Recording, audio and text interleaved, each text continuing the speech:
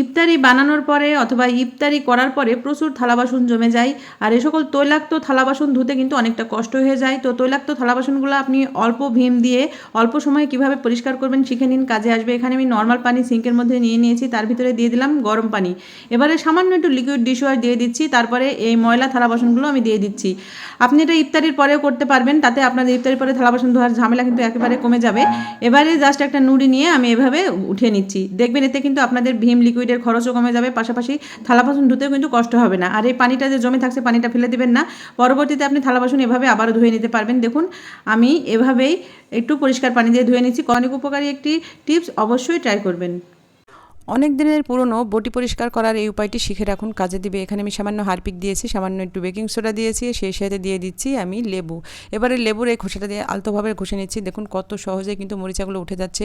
এত দ্রুত কাজ হয় আপনি কল্পনাও করতে পারবেন না। বহুদিনের পুরনো থাকা বটি এভাবে যদি আপনি পরিষ্কার করেন, দেখবেন মিনিটের মধ্যে পরিষ্কার হয়ে যাবে।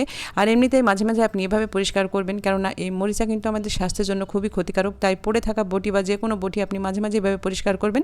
পরিষ্কার করে নিয়ে গরম পানি দিয়ে ধুয়ে নেবেন, দেখবেন একেবারে চকচকে ঝকঝকে হয়ে যাবে, কোনো রকম সমস্যা হবে না। ভিডিওটি অনেক উপকারী, অবশ্যই ট্রাই করবেন। আমরা যখন প্লাস্টিকের বক্সে খাবার রাখি, দেখা যায় খাবারের এই দাগটা পড়ে যায়, হলদেটে হয়ে যায়, সেটা কিন্তু সহজে উঠতে চায় না। তো আপনি সেটা কিভাবে উঠাবেন শিখে নিন, কাজে আসবে। এর ভিতরে দিয়ে দিলাম পেপার টাওয়াল বা টিস্যু পেপার, আপনি যেটাই দেন সমস্যা নেই। তার ভিতরে দিয়ে দিচ্ছি সামান্য একটু ভীম লিকুইড এবং গরম পানি, তারপরে একটু ঝাঁকি দিবেন, দেখবেন খুব সহজে পরিষ্কার হয়ে যাবে। আপনাদের মাজা ঘষার প্রয়োজন হবে না।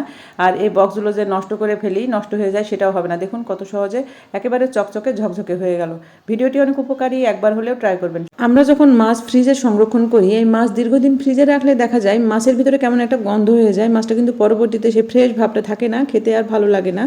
তো আপনি যখনই বড় সাইজের মাছ হোক ছোটো মাছ হোক, যেটাই ফ্রিজে রাখেন না কেন, ছোট্ট একটি কাজ করবেন। মাছটা পরিষ্কার করে ধুয়ে নিয়েছি, এবারে দিয়ে দিচ্ছি হলুদ। মাছের পরিমাণ যদি বেশি হয়, হলুদের পরিমাণ একটু বেশি করেই দিবেন। তারপরে ভালো করে এভাবে মাছের গায়ে হলুদটা লাগিয়ে তারপরে ফ্রিজে সংরক্ষণ করবেন। দেখবেন অনেক দিন ডিপ ফ্রিজে রাখলেও মাছের একটা গন্ধ হয়, সেই গন্ধটা হবে না, একেবারে ফ্রেশ থাকবে, টাটকা থাকবে। ভিডিওটি অনেক উপকারী, একবার হলেও ট্রাই করবেন। টয়লেট টিস্যুর এই রোলটা ফেলে দেবেন না, এটা দিয়ে কিন্তু আপনার সংসারে একটি দারুণ কাজ হয়ে যাবে, যা আপনি কল্পনা করতে পারবেন না।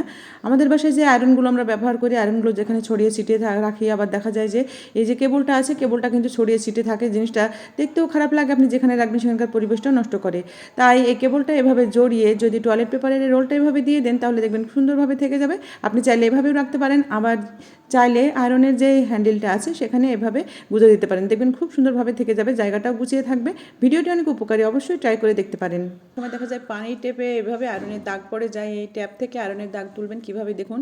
এখানে নিয়েছি আমি লেবুর রস কিন্তু খুবই উপকারী এই কাজের জন্য। এখানে কিছুটা লেবুর রস আমি চিপে দিলাম, আর লেবুর রসের চিপে দেওয়ার পরে খোসাটা দিয়ে আমি আলতোভাবে ঘষে দিচ্ছি। তবে এটা কিন্তু কিছুক্ষণ রেখে দিতে হবে, রেখে দিলেই কিন্তু এই উপকারটা পাবেন।